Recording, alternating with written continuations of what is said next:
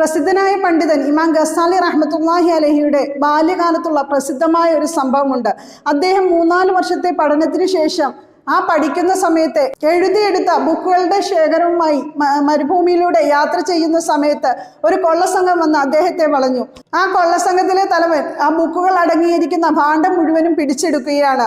ആ സമയത്ത് ചെറുതായിരിക്കുന്ന, അതായത് 18-19 വയസ്സ് മാത്രമുള്ള ഇമാം ഗസാലി റഹ്മത്തുള്ളാഹി അലൈഹി പൊട്ടിക്കരഞ്ഞുകൊണ്ട് പറയുന്നുണ്ട്, ദയവ് ചെയ്ത് എൻ്റെ അറിവ് എന്നിൽ നിന്നും മോഷ്ടിക്കരുത്. അപ്പോൾ ആ കൊള്ളസംഘത്തിലെ തലവൻ പൊട്ടിച്ചിരിച്ചുകൊണ്ട് ചോദിക്കുകയാണ്, എന്നെ പോലുള്ള ഒരാൾക്ക് മോഷ്ടിക്കാൻ സാധിക്കുന്ന അറിവാണോ നിങ്ങളുടെ കയ്യിലുള്ളത്? അത് എന്തൊരു അറിവാണ്? അങ്ങനെ ഒരു അറിവുണ്ടോ? ആ രൂപത്തിൽ അയാൾ സംസാരിക്കുകയാണ്. പിൽക്കാലഘട്ടത്തിൽ ഇമാം ഗസാലി റഹ്മത്തുള്ളാഹി അലൈഹി പറയുന്നുണ്ട്, അത് യഥാർത്ഥത്തിൽ അല്ലാഹു സുബ്ഹാനഹു വ തആല അയാളിലൂടെ എനിക്ക് ചില സന്ദേശങ്ങൾ നൽകുകയായിരുന്നു. പിന്നീട് ഇമാം ഗസാലി റഹ്മത്തുള്ളാഹി അലൈഹി തിരിച്ചു പോയിട്ട് അതേ പണ്ഡിതന്റെ അടുത്ത് വർഷങ്ങളോളം പഠിച്ച് യാതൊരു നോട്ടുമില്ലാതെ തിരിച്ചു പോകുന്നുണ്ട്.